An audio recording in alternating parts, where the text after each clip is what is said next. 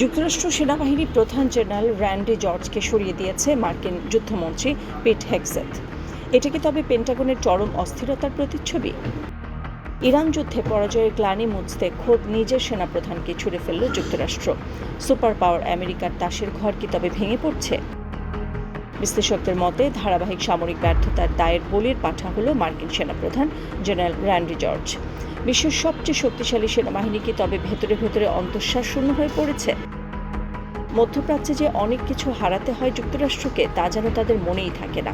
আগে থেকে ইরাক ও আফগানিস্তানে ব্যর্থতার তকমা তো ছিলই, এবার ইরানের মিসাইল আর ড্রোনের কাছে আমেরিকার দাপট ধুলোয় মিশিয়ে যাচ্ছে। ইরানের ড্রোনের ঝাঁক যখন মার্কিন আকাশ প্রতিরক্ষা ব্যবস্থাকে খেলনা বানিয়ে দিল, তখনই হোয়াইট হাউসের টনক নড়ে। জেনারেল জর্জি একা নন, সাথে সরানো হয়েছে ট্রেনিং কমান্ডার প্রধান জেনারেল ডেভিড হর্নি এবং চ্যাপলিন কোরের প্রধান উইলিয়াম গ্রিনকেও। একযোগে এত বড় রদবদল আমেরিকার ইতিহাসে বিরল।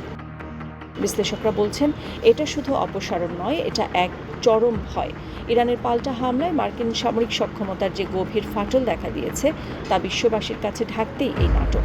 জেনারেল জর্জকে সরিয়ে তারা প্রমাণ করতে চাইছে ব্যর্থতা ছিল নেতৃত্বে, ক্ষমতায় নয়।